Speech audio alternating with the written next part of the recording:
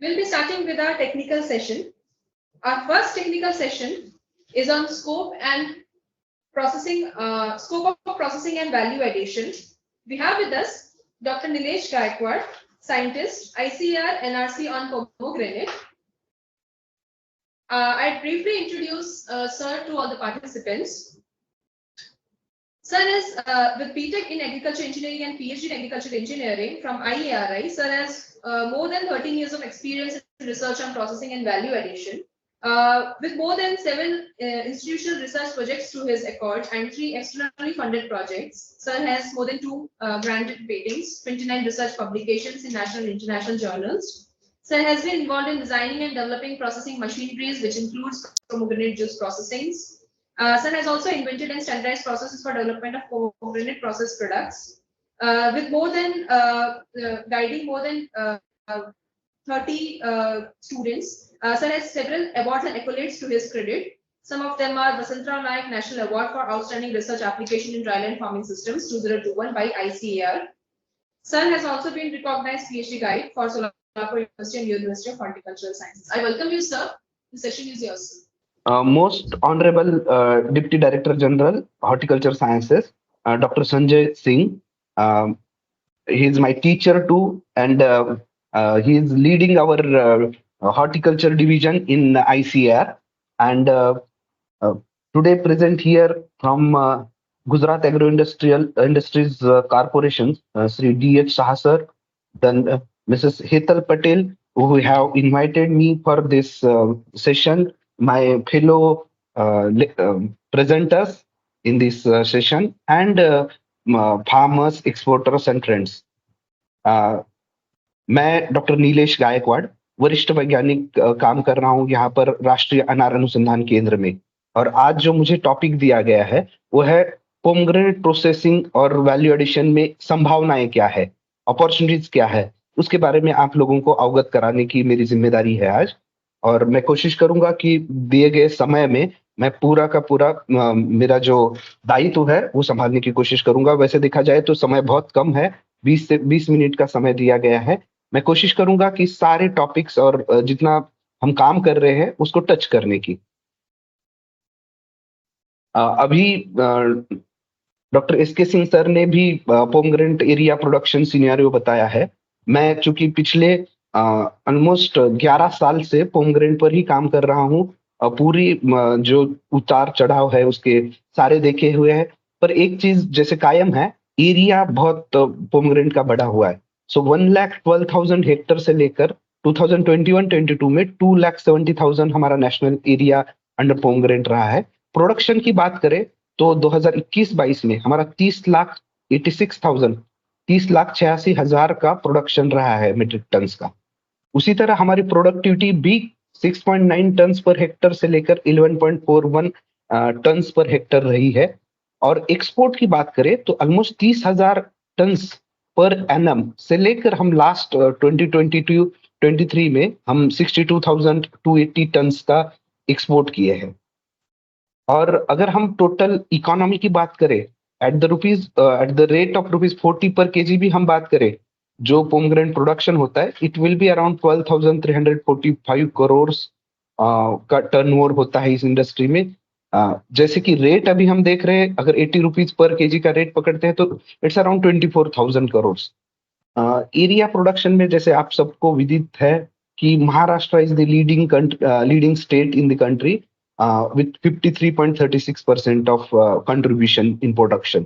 Gujarat has surprisingly surpassed Karnataka in last few years and become second largest producer of the pomegranate with the contribution of 21.28%. And Karnataka lagged behind Gujarat. Initially, I remember Gujarat was at 4th stage and now it is at 2nd stage. Area is expanding in Gujarat, particularly as has been said in Kutch, Banaskantha region. So these are some of the export destinations of the pomegranate from India, and this is the comparative analysis from 2019-20 to 22-23. Countries, if you see the rates we got from different countries are in front of you. आपके सामने है ये rates। हमारा ज्यादातर जो export होता है वो आखाती देशों को होता है, यूनाइटेड अरब अमीरात हुआ, कतार हुआ, सऊदी अरेबिया हुआ, ये हमारे मेजर डेस्टिनेशंस है। और उसके बाद हमारे पड़ोसी देश जैसे कि बांग्लादेश, नेपाल, यहाँ भी ज्यादातर एक्सपोर्ट होता है। और यूरोप में या फिर नॉर्थ अमेरिका में काफी कम मात्रा में हमारा एक्सपोर्ट होता है, जो कि अभी बहुत संभावना है उसको बढ़ाने की। अगर हम टोटल भी बात करें तो हमारा जो एक्सपोर्ट है 62,280 मेट्रिक टन का, जो कि हमारे प्रोडक्शन का मैं कहूंगा लेस देन 2% है। तो इसमें अपार संभावनाएं हैं एक्सपोर्ट को बढ़ाने के लिए। जैसे कि वर्ल्ड एक्सपोर्ट में इंडिया का शेयर 22.22% है, और जैसे मैंने बताया कि हमारे प्रोडक्शन का जहां पर 2% में बात किया था, यहाँ पर एग्जैक्टली 3.15% का कंट्रीब्यूशन है आउट ऑफ टोटल प्रोडक्शन। तो सिर्फ 3.15% ही हम हमारे प्रोडक्शन का एक्सपोर्ट करते हैं। यहाँ पर हमारे पास और एक ये है स्थिति है कि जिसमें आप देखेंगे अच्छे से अच्छे बागान जो है अब अनार के, उसमें 60 to 70% प्रोड्यूस है, वो अच्छी क्वालिटी का होता है, प्रीमियम ग्रेड का होता है, जो कि लोकल मार्केट में या इवन एक्सपोर्ट मार्केट में इसकी डिमांड बहुत रहेगी। लेकिन 30 to 40% जो प्रोड्यूस है वो हमेशा सेकंड थर्ड कैटेगरी का आता है, जिसमें सर्टन बायोटिक और अबायोटिक स्ट्रेसेस। अगर बायोटिक स्ट्रेस की स्पेसिफिक बात करें तो किसान जानते हैं मेरे किसान भाई, और यहाँ पर जो भी उपस्थित है, कि थ्रिप्स हुआ या बैक्टीरियल ब्लाइट हुआ या बाकी जो बीमारियां है, मतलब डिसीजेस है, उसकी वजह से जो एस्थेटिक खराब होता है फ्रूट का, वो फ्रूट्स बहुत कम दाम पाते हैं मार्केट में। उन फ्रूट का हम यूटिलाइजेशन कर सकते हैं। और अगर अबायोटिक स्ट्रेसेस की बात करने जाए तो राजस्थान और बनासकांठा यहाँ के जो फ्रूट्स है, दिन में और रात के टेम्परेचर में जो वेरिएशन हम पाते हैं, उसकी वजह से फल फटने की संभावनाएं बहुत होती है। तो उस तरह के अबायोटिक स्ट्रेस से अफेक्टेड फ्रूट, तो उन सारे फ्रूट का यूटिलाइजेशन हम कर सकते हैं प्रोसेसिंग और वैल्यू एडिशन के लिए। मैं ये नहीं कहूंगा कि हमेशा ही हमें वो फ्रूट यूज करने, कुछ अपॉर्चुनिटीज ऐसी है जैसे कि एरियल बिजनेस है, वहां पर हमें बेहतर क्वालिटी के बाहर से भले ही थ्रिप्स या कुछ हो, बट अंदर से दाने अच्छे होने वाले फ्रूट्स हमें चाहिए होते। तो मैं एक कहूंगा कि मोटा मोटी हमारे यहाँ दो अपॉर्चुनिटी बहुत बड़ी सामने उभर कर आती है। एक पहला है कि एक्सपोर्ट का अपॉर्चुनिटी, दूसरा अपॉर्चुनिटी है कि प्रोसेसिंग और वैल्यू एडिशन का अपॉर्चुनिटी। मैं फोकस ज्यादातर प्रोसेसिंग और वैल्यू एडिशन पर करूंगा, क्योंकि मेरे कलीग आज जो प्रेजेंटेशन दे रहे हैं वो एक्सपोर्ट पर कर रहे हैं। बट जो काम हम थोड़ा सा काम उस पर भी थोड़ा सा प्रकाश डालूंगा। ये मेजर एक्सपोर्टिंग डेस्टिनेशन है हमारे, एक्सपोर्टिंग कंट्रीज है, जिसमें इंडिया, ईरान, स्पेन, चाइना और तुर्की है। These are our competitors also, यही हमारे कॉम्पिटिटर देश है। मेजर इंपोर्टिंग कंट्रीज है USA, UK, Germany, China, EU, Russia, middle east. Major जो है मिडल ईस्ट है, इवन मोर देन 90% जो है हमारा मिडल ईस्ट में जाता है। और दूसरा मेजर बांग्लादेश और नेपाल है। और इसके बाद यूरोपियन डेस्टिनेशन आते हैं और नॉर्थ अमेरिकन डेस्टिनेशन आते हैं। जो इंपोर्टर्स है, फॉर एग्जांपल नीदरलैंड हुआ, तो वो जो जितना इंपोर्ट करते हैं उसका 3.4% ही हमारे इंडियन एक्सपोर्ट का पार्ट है। मतलब जो अगर वो 100 kg एक्सपोर्ट करते हैं तो उसमें से 3.4 kg comes from India in case of Netherland. In case of USA it is 1.8%। Even 2018 onwards it has been stopped in USA. Hong Kong it's 0.1%, Germany it is 2.9%. So ये जो countries है, इसका मतलब ये है कि उनके टोटल प्रोड्यूस का हमारा एक्सपोर्ट का बहुत कम योगदान है। हाँ, अब यूएई की बात करें तो वहां का 46% इंपोर्ट जो है वो इंडिया से होता है। तो यहाँ पर बहुत सारी बड़ी अपॉर्चुनिटीज हमारे सामने अवेलेबल है। और न्यूअर गोइंग मार्केट जैसे कि चाइना है, रिपब्लिक ऑफ कोरिया है, स्वीडन, पुर्तगाल, डेनमार्क, यहाँ पर भी बहुत सारी अपॉर्चुनिटीज है। ग्लोबल पोमग्रेनेट मार्केट एनालिसिस अगर हम करते हैं तो उसमें आप देखोगे कि फूड इंडस्ट्री की डिमांड, ये तो मार्केट इंटेलिजेंस रिपोर्ट है एपेडा का, इसमें ये पाया गया कि फूड इंडस्ट्री के लिए पोमग्रेनेट फ्रूट की डिमांड ज्यादा रहने वाली है। उसके बाद कॉस्मेटिक इंडस्ट्री के लिए ये थोड़ा सा कुछ हमारे लिए नया चीज है। और फार्मास्यूटिकल इंडस्ट्री के लिए थर्ड डिमांड होने वाली है। मतलब तो ये एक एप्रीहेंशन है या फ्यूचर का सिनेरियो है जो हम देख पाएंगे। और जैसे ग्लोबल कंजम्पशन की बात करते हैं तो अभी जो है सबसे बड़ा market pomegranate, global pomegranate, particularly fresh pomegranate and arils market, which is valued at US $8.2 billion. In 2080 and this is expected to grow. ये इतना बढ़ेगा कि 23.14 यूएस बिलियन डॉलर होगा 2026 में एट द CAGR ऑफ 14%। और इसके पीछे मेजर ड्राइवर्स क्या होगी, किन वजह से ये मार्केट इतना बढ़ेगा? तो पोमग्रेनेट जूस पाउडर ये सबसे बड़ा ये रहेगा मार्केट आने वाले फ्यूचर में। पोमग्रेनेट जूस रहेगा और उसी तरह फंक्शनल बेवरेजेस। देन मैं एरिल्स के अलावा बोल रहा हूँ, and then pomegranate powder segment is expected to account for major revenue or share in Indian export or international export of pomegranate and pomegranate based products with CAGR of 4.8%।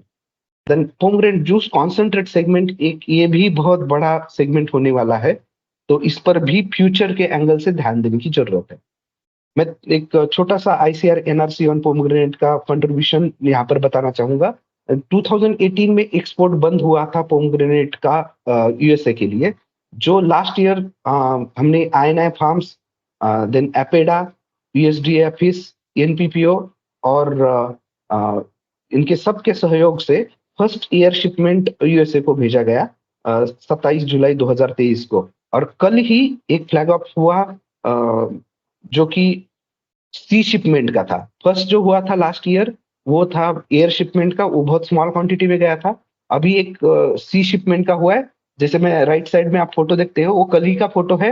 28 फरवरी 2024 को कलवाशी से एक trial shipment हुआ है, सी shipment. Actually क्या है कि irradiated pomegranate fruits ही हमें भेजने पड़ेंगे USA के लिए, तो इरेडिएशन के बाद क्या उस फ्रूट्स पर इफेक्ट होते हैं वो हमने देखे।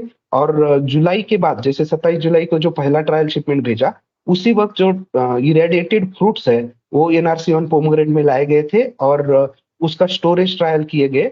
और उस स्टोरेज ट्रायल्स में हमने ये पाया कि 60 डेज तक हम रख सकते हैं फ्रूट्स को, इरेडिएटेड फ्रूट्स भी।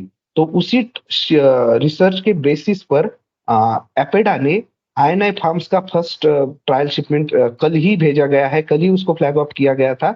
और इसके लिए मिनिस्टर ऑफ कॉमर्स के एडिशनल सेक्रेटरी राजेश अग्रवाल और एपेडा के चेयरमैन अभिषेक देव ये प्रेजेंट थे। और यस्टरडे मैं भी मुंबई में था यही, और मेरे ख्याल से कक्कर साहब भी जो अभी प्रेजेंटेशन देने वाले वो भी कल आए थे दोपहर में एक्सपोर्टर्स का जो मीटिंग था उसमें, जहां पर बहुत सारी चीजों पर डिस्कशन हुआ, एक्सपोर्टर के इश्यूज पर डिस्कशन हुआ। वो अपने प्रेजेंटेशन में इस पे प्रकाश डालेंगे। तो ICAR NRCP और एपेडा और एक्सपोर्टर्स की मदद से ये नई पहल की गई है, और ये हम एक्सपेक्ट कर सकते हैं कि आने वाले समय में USA will be a good destination which will be fetching us premium price in export. तो मेरे नजर में एक्सपोर्टर्स के एंगल से कुछ और इश्यूज होते हैं, for example flight charges and all, but as a researcher और एज अ ये पोमग्रेनेट एक्सपोर्ट की एंगल से मैं जो देखूंगा तो कुछ इश्यूज है जो एक्सपोर्ट के लिए हैम्पर करते हैं। उसमें से पहले तो एक्सटेंशन ऑफ प्रोडक्शन टेक्नोलॉजीज, जैसे प्रोक्यूरमेंट का इशू बोला ही जाता है या बैक एंड इश्यूज बोले जाते हैं एक्सपोर्टर के लिए। मेजर इशू है extension of production technologies, be it nutritional aspect, be it then your production aspects in terms of plant protection और post harvest validation technologies, इनका extension होना बहुत जरूरी है। फार्मर्स तक या एक्सपोर्टर्स तक और प्रोसेसर्स तक ये चीजें पहुंची नहीं है। Then lack of post harvest infrastructure in production catchments, then inadequate number of molecules under label claim। इसी की वजह से पेस्टिसाइड रेसिड्यूज के इश्यूज पाए जाते हैं।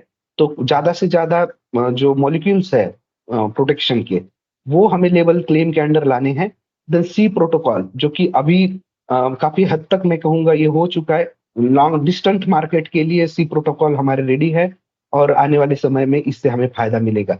Then large size pomegranate fruits compare to competitor countries, Bhagwa is the variety which we are exporting. हम भगवा को एक्सपोर्ट करते हैं, उसमें साइज की थोड़ी सी ये है कंपैरेटिवली जो हमारे कॉम्पिटिटर्स है उनके फ्रूट्स की साइज अच्छी होती है। और दूसरा एक सेगमेंट में कहूंगा वैल्यू एडेड प्रोडक्ट्स में फूड, फार्मास्यूटिकल एंड कॉस्मेटिक्स, इन तीनों इंडस्ट्रीज में हमें ध्यान देना चाहिए। मैं अभी मेरे मेजर जो फोकस है उस बात पर आऊंगा, पोमग्रेनेट पर। पोमग्रेनेट जो है हमारा उसका कॉन्स्टिट्यूशन है वो कुछ इस तरह से है कि 50% पार्ट इनइडिबल है, मतलब खाने लायक नहीं है, और 50% पार्ट है जो इडिबल है, जैसे कि पोमग्रेनेट के दाने, अनार के दाने 50% पाते हैं। मतलब अगर मेरे पास 1 टन फल है तो उसमें 500 किलो दाने निकल आएंगे और 500 किलो छिलका निकल आएगा गीला वेट। और उसको अगर ड्राई करते हैं हम छिलके को, तो वो 150 केजी छिलका निकल के आएगा। अगर हम इन दानों को जो कि 500 केजी है उनसे जूस निकालते हैं, तो ऑलमोस्ट 350 से 400 लीटर, मतलब 35 से 40% जूस निकल के आएगा। जो बीज है अनार के जूस के अंदर के, वो ऑलमोस्ट 10% होते हैं। 70 से मैं कहूंगा 0.7 to 10%। तो 70 से 100 किलो उसमें से बीज निकल के आएंगे। ये बीज में ऑयल भी होता है, पोमग्रेनेट सीड ऑयल, जो कि बहुत हाई वैल्यू है। और उस पोमग्रेनेट सीड्स के कंपैरेटिव में अगर बात करेंगे ड्राइड सीड्स को, तो उसमें 25% ऑलमोस्ट पोमग्रेनेट सीड ऑयल होता है, जो कि बहुत हाई वैल्यू है। पोमग्रेनेट सीड्स की बात कर रहा हूँ, सीड्स के वेट के 25% पोमग्रेनेट सीड ऑयल होता है।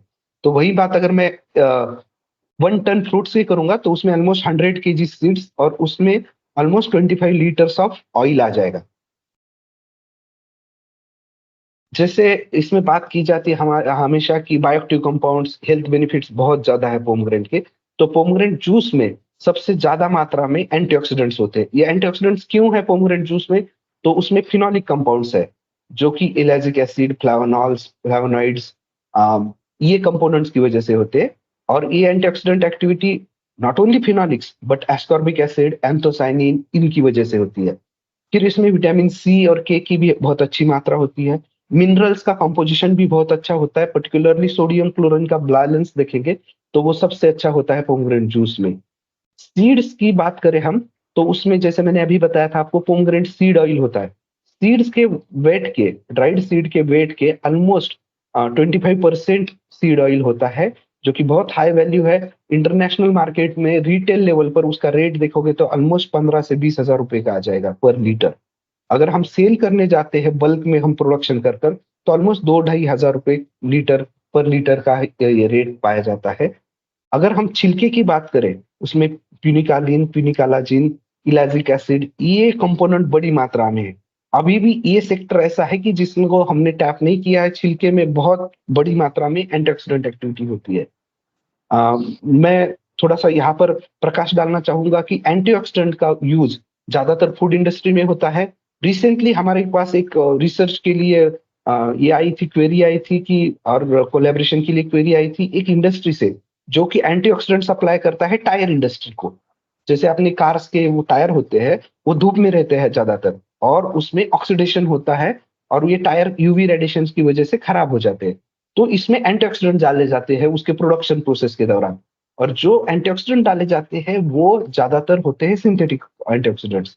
यहाँ पर ये बहुत बड़ी इंडस्ट्री है, एक मल्टीनेशनल कंपनी अप्रोच की थी इसके लिए कि can we replace pomegranate peel powder और extract instead of synthetic antioxidants. तो इस पर भी काम चल रहा है हमारा कि इस तरह से अगर काम होते हैं तो बहुत बड़ी मात्रा में छिलके की यूटिलाइजेशन हो सकती है। देन उसके बाद फ्लावर्स है, लीव्स है, रूट एंड बार्क है, ये सारे एक्टिव इंग्रेडिएंट से भरे पड़े हैं और इनका यूटिलाइजेशन भी हम कर सकते हैं। देन अगर थेराप्यूटिक यूटिलिटी की बात करें, तो कार्डियोस्कुलर डिसीजेस में, हार्ट डिसीजेस में पोमग्रेनेट पील का, पोमग्रेनेट फ्रूट का जूस का बहुत बड़ा योगदान है। स्किन हेल्थ के लिए पर्टिकुलरली पोमग्रेनेट सीड ऑयल का यूटिलाइजेशन होता है। इवन स्किन हेल्थ में यूवी रेडिएशन से बचने के लिए भी बहुत सारे कंपोनेंट्स है पोमग्रेनेट सीड ऑयल में। इसीलिए पोमग्रेनेट सीड ऑयल, जो कि हाई वैल्यू कॉस्मेटिक प्रोडक्ट्स में भी यूज किया जा सकता है। Pomegranate seed oil as a base material बहुत सारे हाई वैल्यू कॉस्मेटिक इंडस्ट्री में यूज किया जा सकता है। ऐसे ऐसे सीरम्स है, वो 2000 रुपए फ्यू ग्राम्स के मिलते हैं, और उसमें base as a base pomegranate seed oil use किया जा सकता है। डेंटल हेल्थ में पर्टिकुलरली हमने काम किया था उसमें, डेंटल हेल्थ में माउथ वॉश में, जो कि क्लोरहेक्सिडिन नाम का एक कंपोनेंट होता है मोस्ट ऑफ आपके माउथ वॉशेस में, उसके जगह पर पोमग्रेनेट पील एक्सट्रैक्ट बहुत अच्छी तरीके से काम कर सकता है। देन रिप्रोडक्टिव हेल्थ में भी पोमग्रेनेट और पोमग्रेनेट बेस्ड प्रोडक्ट्स की बहुत यूटिलिटी है। देन एंटीवायरल और एंटीबैक्टीरियल प्रॉपर्टीज है, एंटी कैंसरस भी है पोमग्रेनेट, पोमग्रेनेट जूस पर्टिकुलरली और पोमग्रेनेट प्रोडक्ट्स। तो इसमें anti cancer, breast cancer, then prostate cancer, colon cancer, इस तरह के कैंसर्स में पोमग्रेनेट सीड ऑयल की, पोमग्रेनेट पील एक्सट्रैक्ट की यूटिलिटी बहुत बड़ी मात्रा में पाई गई है। ये एंटी इन्फ्लेमेटरी एजेंट भी है। मैं अभी इसके बाद बात करूंगा 2-3 बड़ी इंडस्ट्रीज के बारे में जो पोमग्रेनेट बेस्ड इंडस्ट्रीज है, जिसमें सबसे पहले हम बात करेंगे पोमग्रेनेट जूस इंडस्ट्री की, और उसके बाद जो कि मैं सबसे ज्यादा इंपॉर्टेंट कहूंगा पोमग्रेनेट एरिल्स की, जो कि रेडी टू ईट एरिल्स है उसकी, और उसके बाद कुछ एंसिलरी प्रोडक्ट्स हमने बहुत सारे डेवलप किए, उसके बारे में शॉर्ट में बात करेंगे अगर समय परमिट करता है तो। ना मैं सबसे पहले बात बताना चाहूंगा कि पोमग्रेनेट जूस इंडस्ट्री एक अच्छी इंडस्ट्री है जिसमें हमारे second third grade pomegranate fruits use किए जा सकते हैं। मैंने शुरू में भी बताया था कि 30 से 40% हमारा जो फ्रूट है वो इस कैटेगरी में आता है। मैं जब यहाँ ज्वाइन किया था तो मैंने almost 2.5 ton per day capacity का यूनिट यहाँ पर डिजाइन और डेवलप किया है, जो कि कई इंडस्ट्रीज ने जिसका रेप्लिकेशन भी किया है उस मॉडल का, और उस तरह से वो काम कर रहे हैं। इसमें आप देखेंगे तो पोमग्रेनेट एरिल एक्सट्रैक्टर है लगा हुआ, जो कि सीफेट में डेवलप किया गया है। सीफेट आईसीआर का एक सिस्टर इंस्टीट्यूट है, आईसीआर में हमारा लुधियाना में है, उसमें ये एरिल एक्सट्रैक्टर बना है। इसकी capacity almost 500 KG per hour है। इसके बाद इस एक्चुअली इंडस्ट्री में पोमग्रेनेट प्योर जूस और जूस बेस्ड बेवरेजेस ये सेगमेंट आते हैं, और main product initial product pomegranate juice रहेगा, जो कि थोड़ा सा हाई वैल्यू रहेगा, और उसके बाद अदर डिफरेंट एंसिलरी में कहूंगा बेवरेजेस आ जाएंगे। तो एक मैं जो अभी आप बात करने जा रहा हूँ वो 2.5 टन पर डे कैपेसिटी के पायलट प्लांट की बात कर रहा हूँ, जो मैं खुद यहाँ डिजाइन किया था और हमारे इंस्टीट्यूट में आईसीआर NR7 पोमग्रेनेट सोलापुर में लगा हुआ है। और जो भी इंडस्ट्री हो या कोई बड़े किसान है या एफपीओज है, वो हमारे कांटेक्ट में आकर इस तरह के यूनिट्स लगाने के लिए हम उनको हेल्प कर सकते हैं। ये जो अभी यूनिट है मैंने जैसे बताया 2.5 टन पर डे या 100 litres of pomegranate juice per hour इस कैपेसिटी का है, जिसमें ऑलमोस्ट 2.5 टन पर फ्रूट्स एक 8 आवर्स के बैच में प्रोसेस किए जा सकते हैं, और almost 700 litre pure juice process and package किया जा सकता है। इसकी मशीनरी कुछ इस तरह है। पोमग्रेनेट एरिल एक्सट्रैक्टर, इसमें पोमग्रेनेट फ्रूट अनार फल इसमें फीड किया जाएगा, इनिशियली वॉशिंग होकर जो आएगा नॉर्मल वाटर और क्लोरीन वाटर वॉश होकर उसको यहाँ पर फीड किया जाएगा पोमग्रेनेट एरिल एक्सट्रैक्टर को। यहाँ पर आपको छिलका और दाने अलग अलग पाए जाएंगे। जो आपका दाने है वो बाद में आप हाइड्रोलिक प्रेस में प्रेस कर सकते हो। राइट हैंड टॉप कॉर्नर में वो दिख रहा है। ये कमर्शियली अवेलेबल मशीन है। इसमें आप आराम से आपके अनार के दाने प्रेस कर कर जूस निकाल सकते हो। इसमें दूसरा तरीका एक ये भी होता है कि हाफ कट फ्रूट जूस निकाले जाएंगे इसमें हाइड्रोलिक प्रेस में। यही जूस आपको फिर यहाँ पर ये जो टैंक दिख रहे हैं, मेरा कर्सर अगर आप देख पा रहे हैं, या लेफ्ट हैंड बॉटम कॉर्नर में टैंक्स दिख रहे हैं 3 आपको। इसमें से एक टैंक जूस का है, प्योर जूस का, एक शुगर सिरप का है और एक आरटीएस ड्रिंक का है। आरटीएस ड्रिंक जो है या जिसको फ्रूट ड्रिंक भी कहा जाता है, वो it is nothing but minimum 10% of pomegranate juice and remaining part is your water and sugar will be there। तो इसमें चीनी और पानी भी पड़ता है। ये फ्रूट ड्रिंक जो कैटेगरी है इसमें मिनिमम 10% पोमग्रेनेट जूस होना ही चाहिए। हम 2 चीजों की बात करें यहाँ पर, प्योर जूस या फिर फ्रूट ड्रिंक और आरटीएस ड्रिंक, तो ये दोनों इसी यूनिट में बनाए जा सकते हैं। इसके बाद हम देखेंगे यहाँ पर फिल्ट्रेशन यूनिट है, और इसके बाजू में एक टैंक है, ये हॉट वाटर टैंक है। जैसे यहाँ पर जूस जो आया वो यहाँ रखने के बाद फिर फिल्ट्रेशन सेक्शन में जाएगा। फिल्ट्रेशन में फिल्ट्रेशन होने के बाद यहाँ पॉस्चराइजेशन यूनिट है। पॉस्चराइजेशन यूनिट जो है वो बहुत जरूरी होता है किसी भी जूस प्रोसेसिंग यूनिट में। जनरली जो जूस प्रोसेसिंग यूनिट है स्टीम्स के साथ पॉस्चराइज किए जा सकते हैं। यहाँ पर हमने हॉट वाटर से पॉस्चराइजेशन किया है, जहां पर आप हॉट वाटर के साथ जूस को पॉस्चराइज करोगे और शॉर्ट ड्यूरेशन के लिए। और यही जूस पॉस्चराइज है आपको जूस फिलिंग यूनिट में, यहाँ पर 2 नोजल जूस फिलिंग यूनिट है, यहाँ पर आप फिलिंग कर सकते हैं, जहाँ पर आप 200 ml 500 ml या 1 लीटर के बोटल्स आइदर जूस या जूस बेस्ड आरटीएस बेवरेज के पैकेज कर सकते हो। तो ये कुछ छोटा सा यूनिट है जिसमें आप बड़ी अच्छी मात्रा में, कहूंगा 700 लीटर जूस भी बहुत बड़ा प्रोडक्शन होता है, वो प्रोसेस कर सकते हैं। जो इस यूनिट को लगाने की लागत है उसमें मैं कुछ cold rooms, fruit washer, aril extractor, juice hydraulic press, filtration unit, pasteuriser, semi automatic बोतल फीलिंग एंड सीलिंग यूनिट जो आपको दिखाया था, फीलिंग मशीन बेसिकली। फीलिंग तो इसमें पेट बोतल की बात की है यहाँ पर जो ये प्रोसेसिंग यूनिट है, और hot water tank, electric panel and electrification, ये सारा बात अगर करें तो 40-41 लाख का excluding land and building cost of machineries है।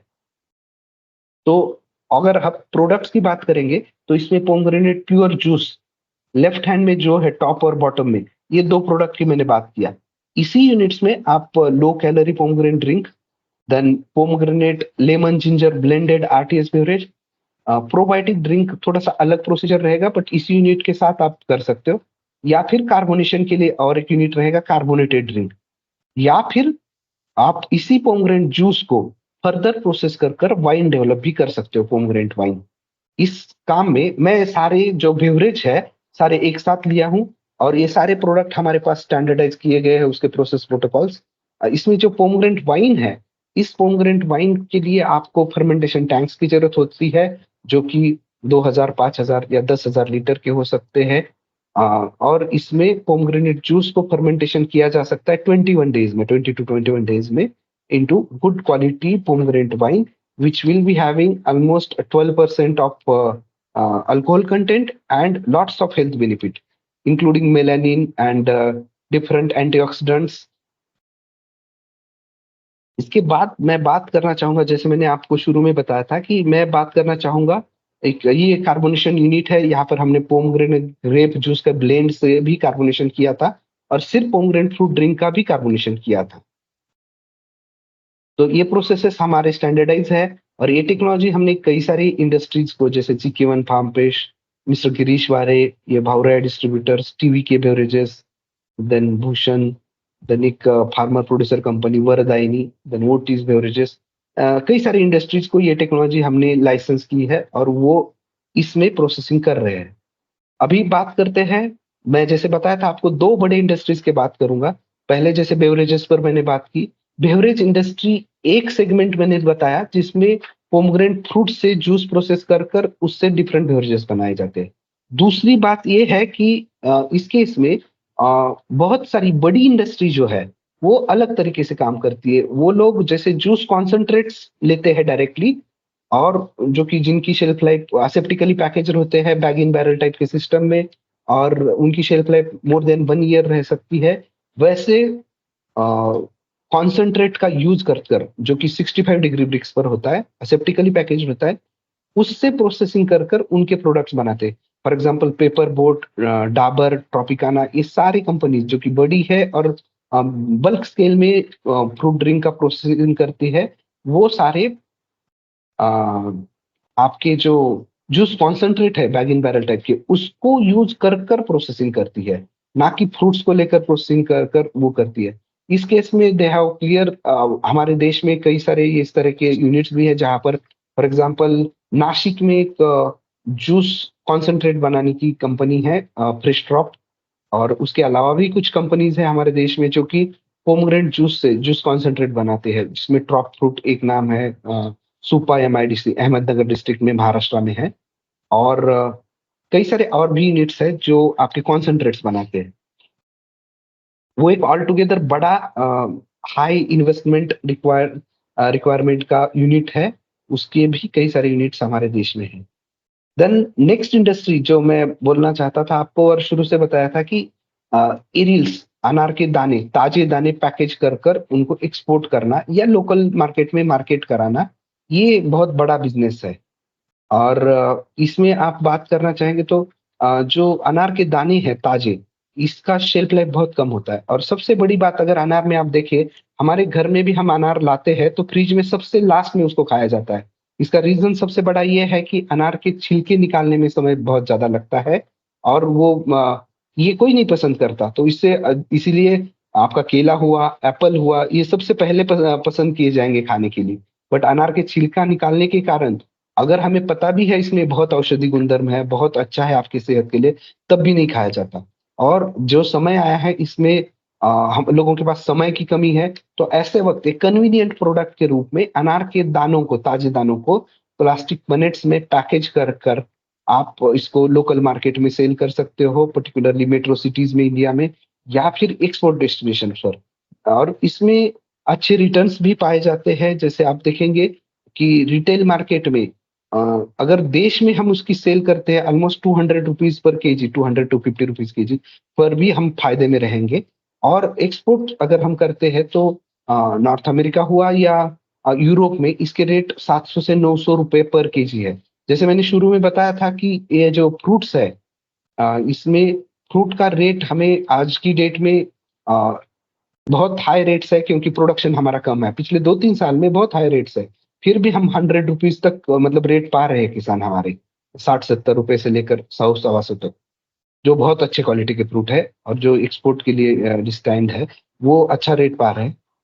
अगर हम 2 किलो फ्रूट लेते हैं 60 रुपए से, तो 120 रुपए के फ्रूट में हमारा हाफ के जी 1 केजी एरिल्स निकल आएंगे, क्योंकि 50% पार्ट है एरिल्स का है, इडिबल पार्ट है फ्रूट्स का।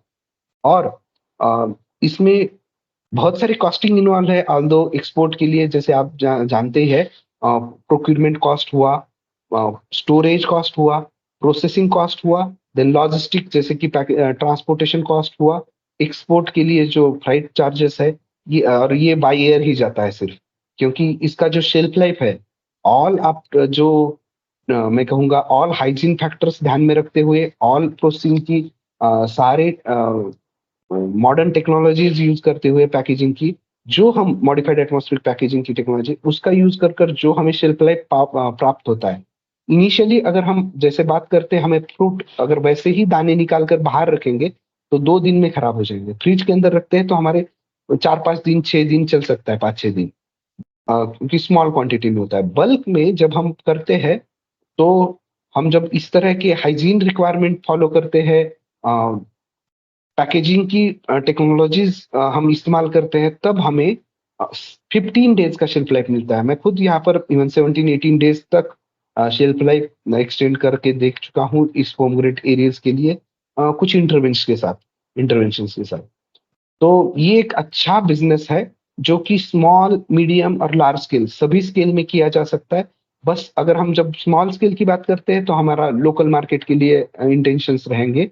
जब हम मीडियम और लार्ज स्केल की बात करते हैं तो हमारा प्रोडक्ट जो है एक्सपोर्ट के लिए ही बनेगा। ज्यादातर यूनिट्स है इसके महाराष्ट्र में है। इसमें एक सैम एग्री कंपनी है जो कि they are leading exporters of pomegranate arils. They have 3 units, उनके 3 यूनिट्स हैं सिकंदराबाद आंध्र प्रदेश में, देन उसके बाद आपका महाराष्ट्र में, नासिक में, चित्तौड़ में, और इसके अलावा INI फार्म्स हुआ, केबी एक्सपोर्ट्स हुए जो कि आज आपको लेक्चर भी देने वाले हैं कक्कर साहब, और इसके अलावा संतोष एक्सपोर्ट्स, नासिक से भी कुछ एक्सपोर्टर्स है, या और कुछ स्मॉल एक्सपोर्टर्स, ऐसे कई सारे एक्सपोर्टर्स पोमग्रेनेट का एरियल्स एक्सपोर्ट करते हैं। और मैं बताना चाहूंगा कि जो हमारा एक्सपोर्ट वैल्यूज है, एक्सपोर्ट के फिगर्स है, उसमें से ऑलमोस्ट 30% प्रोड्यूस फ्रॉम पोमग्रेनेट एरियल्स। चूंकि HSN कोड फ्रूट्स का और एरियल्स का सेम है, उसमें हम अंतर नहीं देख पाते हैं, उसमें डिफरेंशिएट नहीं कर पाते हैं, पर एपेडा के अनुसार ये almost 30% produce value is from your arils. मैं थोड़ा सा इन यूनिट्स की बात करूंगा जो कि एक्सपोर्ट ओरिएंटेड यूनिट्स है और इसमें ऑपरेशंस कैसे चलते हैं।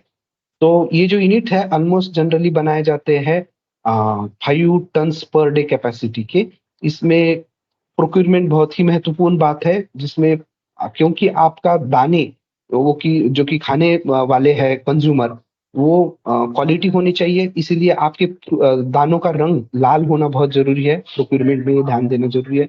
आपका TSS सही होना चाहिए, मीठे होने चाहिए दाने, या कार्ड टेस्ट भी यूरोपियन डेस्टिनेशंस पर उनको अच्छा लगता है।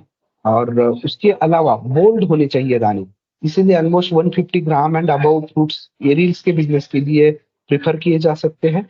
और हाँ, एस्थेटिक्स में आपका थ्रिप्स वगैरह हो गया, उससे कोई इश्यूज नहीं है। आपका जो फर्स्ट फ्रूट्स आएगा वो सॉर्टिंग होगा, कोल्ड स्टोर में जाएगा। कोल्ड स्टोर में रखने के बाद जब आपको प्रोसेसिंग करना है, उसके overnight 1 night before you will remove those fruits, उसमें से उस फ्रूट्स का वॉशिंग किया जाएगा। उस फ्रूट्स का washing normal water wash, chlorine water wash, और उसके बाद ये जो काम है पहले वाला वॉशिंग का, ये लो केयर एरिया में रहेगा। देन उसके बाद हाई केयर एरिया में, जहां पर लो टेम्परेचर रहेगा, हाइजीनिक कंडीशंस मेंटेन किए जाएंगे, वहां पर जो एरियल एक्सट्रैक्शन का काम होगा, पनेट वेइंग का काम होगा और पैकेजिंग का काम होगा। जैसे कि हमारे फ्रूट्स पहले आए थे जो कि इनिशियली वॉश हुए, देन उसमें सरफेस मॉइस्चर रिमूवल भी एक इम्पोर्टेंट पार्ट है। अगर हम फ्रूट्स को धोते हैं तो उसमें से पानी जो है फल के ऊपर का वो निकलना जरूरी है, पर्टिकुलरली क्राउन सेक्शन से। उसके बाद आपका जो हाइकेर एरिया है वहां पर उसको वर्टिकल कट्स दिए जाएंगे, देन आपके दाने सेपरेट किए जाएंगे मैन्युअल लेबर से। जैसे सुबह भी बात हुई कि एरियल एक्सट्रैक्शन की ऑल्दो मशीनरीज अवेलेबल है, but none of them is suitable for this aril business, fresh arils business के लिए। वो यूनिट्स ज्यादातर सक्सेसफुल है हमारे जूस इंडस्ट्री के लिए, क्योंकि उस केस में थोड़ा तो जूस निकल के आ ही जाता है मैकेनिकल यूनिट्स में। एक मशीन है जुरान की, वो भी मैं कहूंगा ज्यादातर मतलब कामयाब नहीं है। देश में 2 जुरान की मशीन है, लेकिन दोनों काम नहीं कर रही है। और जो भी एक्सपोर्ट कर रहे हैं all are doing it by manual extraction. तो ऑलमोस्ट अगर 5 टन, 4 से 5 टन फ्रूट्स प्रोसेस होते हैं तो उसमें ऑलमोस्ट 2 से 2.5 टन एरियल्स निकल के आते हैं, और इसमें almost 30 to 40 ladies labours are working on aril extraction और aril separation, aril extraction and separation of cut arils और डैमेज्ड एरियल्स। एंड उसके बाद इसके बाद ये यूनिट में आपको पनीर्स जो है उसमें रिटेल पैक के अनुसार 200 ग्राम, 500 ग्राम या 100 ग्राम के पनीर्स बनाए जाते हैं, या कुछ कप्स बनाए जाते हैं, और उसको मॉडिफाइड एटमॉस्फेरिक पैकेजिंग टेक्नोलॉजी के अंदर आइदर नाइट्रोजन फ्लशिंग से या फिर कार्बन डाइऑक्साइड, ऑक्सीजन, नाइट्रोजन का एक सही मात्रा पैकेज कर कर उसका रेस्पिरेशन रेट कम कर कर हाइजेनिक कंडीशन में उसको प्रोसेस किया जाता है। और ऐसे पनेट्स जिसके ऊपर एक बीओपीपी या बायएक्सियली ओरिएंटेड पॉलीप्रोपिलीन फिल्म का एक उससे पैकेजिंग किया जा सकता है। On the top it will be there on punnets. ये पनेट्स देन सेकेंडरी पैकेजिंग जैसे थर्माकोल बॉक्स में विथ योर आइस पैक्स रखे जाते हैं और उसको एक्सपोर्ट किया जाता है एक्सपोर्ट डेस्टिनेशन के लिए। इट इज एक्सपेक्टेड दैट कि ऑलमोस्ट 2 दिन में 48 आवर्स में ये आपके एक्सपोर्ट डेस्टिनेशन पर सेल पॉइंट के पास रहने चाहिए। तो बहुत शॉर्ट ड्यूरेशन में ये प्रोसेसिंग करना पड़ेगा, क्योंकि ये पेरिशेबल कमोडिटी है और इसका ट्रांसपोर्टेशन आपके प्रोसेसिंग यूनिट से लेकर एयर कार्गो तक भी आपका रिफर वैन में होना जरूरी है। तो ये सारी रिक्वायरमेंट है मिनिमल प्रोसेसिंग इंडस्ट्री के लिए, और कई लोग इसको सक्सेसफुली आज अपने देश से कर रहे हैं। And India is the largest, I will say Sam is the leading exporter of pomegranate arils in the world right now. इसके अलावा INI, KB और कई सारी इंडस्ट्रीज भी हमारे देश में बहुत अच्छा, मैं कहूंगा, एक्सपोर्ट का काम कर रही है एरियल्स के सेक्टर में। ये तो हमने ये प्री ट्रीटमेंट के साथ 14 डेज और मैप पैकेजिंग के साथ 18 डेज तक शेल्फ लाइफ बढ़ाया हुआ है, और इस इंडस्ट्री में बहुत सारी अपॉर्चुनिटीज है। इसलिए मैं ये 2 इंडस्ट्रीज बहुत बारीकी से बात किया। एक आनंद दीवानी है जिनकी सक्सेस स्टोरी मुझे लग रहा है आपको शेयर करनी चाहिए। ये भुज बच्चाओं से है और ज्ञानम फूड्स नाम से इन्होंने शुरू किया है। शुरू में अहमदाबाद में ये मार्केटिंग करते थे और फिलहाल ये जर्मनी और यूरोप में एक्सपोर्ट कर रहे हैं पोमग्रेनेट एरियल्स का। इन्होंने हमसे ये टेक्नोलॉजी लाइसेंसिंग किया था 2021 में, और अभी फिलहाल इनका एक्सपोर्ट अच्छी तरीके से चल रहा है। Initially local market and then अभी एक्सपोर्ट यूरोप में बहुत अच्छी तरीके से कर रहे हैं। देन सीड ऑयल एक्सट्रैक्शन भी एक ऐसी टेक्नोलॉजी है, जैसे सीड के बारे में, रेट्स के बारे में मैंने बताया था। रिटेल में अगर आप बल्क में सेल करने जाते हैं तो इसका rate almost 2000 rupees per KG है, और इसका यूज फार्मास्यूटिकल इंडस्ट्री में, देन कॉस्मेटिक इंडस्ट्री में बहुत बड़ी मात्रा में होता है। इसका एक्सट्रैक्शन प्रोसेस प्रोटोकॉल का पेटेंट हमें ग्रांट हुआ है SAR NRCP को, एंड इस टेक्नोलॉजी से हम high quality pomegranate seed oil extraction कर सकते हैं। ये कुछ मशीनरीज है जिससे हम पोमग्रेनेट सीड ऑयल एक्सट्रैक्शन करते हैं। और इस ऑयल का महत्व, जो लिनोलेनिक एसिड है, कॉन्जुगेटेड लिनोलेनिक एसिड, उसकी मात्रा जो है 70% के आसपास होती है, इसकी वजह से ये महत्वपूर्ण है। देन इस ऑयल को हम सॉफ्ट जेल कैप्सुलेशन भी कर सकते हैं, जो फोटो में आपको दिख रहा है, और उसको एज अ मैं कहूंगा फार्मास्यूटिकल इंडस्ट्री में कंजम्पशन के लिए डायरेक्टली यूज किया जा सकता है। इस पर हमने कई रिसर्च किए हैं CSIR लैब्स के साथ मिलकर, इसके कई सारे हेल्थ बेनिफिट्स है।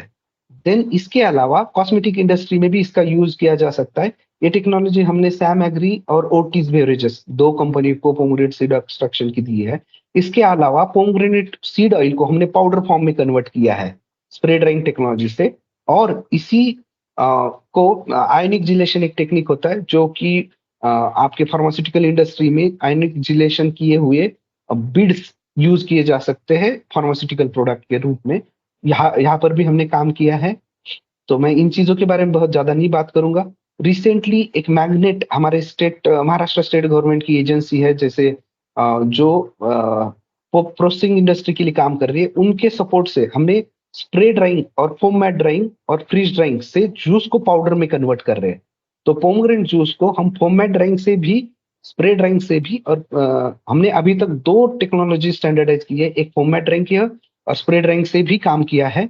वो हम एरिल्स को या जूस को पाउडर फॉर्म में कन्वर्ट कर सकते हैं, जो कि एक्सपोर्ट के लिए यूज किया जा सकता है, या फिर इनका यूज रिकॉन्स्टिट्यूटेड बेवरेजेस बनाने के लिए, या फिर एज अ प्रिपरेटरी फूड करके बाकी इंडस्ट्रीज के लिए जो दिया जा सकता है, यूज किया जा सकता है। इसके बाद अनार के दानों को डिहाइड्रेशन करना और उसका प्रोडक्ट, जो कि जैसे ग्रेप्स में आपको ये मिलते हैं बेदाने, उसी तरह उसका डिहाइड्रेटेड प्रोडक्ट भी बनाया जा सकता है, और इसका भी हम टेक्नोलॉजी स्टैंडर्डाइज किए हैं। देन प्रोबायोटिक पोमग्रेनेट जूस, जिसके बारे में पहले ही हम बता चुके हैं, पोमग्रेनेट प्रोबायोटिक जूस भी हमने बनाया है। तो ये और बाकी सारे कुछ प्रोडक्ट्स हैं जिसमें पोमग्रेनेट पील पाउडर का यूज कर मफिन्स, बाकी बहुत सारे प्रोडक्ट्स हैं जिन पर हमने काम किया है। मैं आज ज्यादा इन चीजों पर, पोमग्रेनेट वाइन भी है मैं जिसको शॉर्ट में आपको शुरू में बताया गया था। धन्यवाद।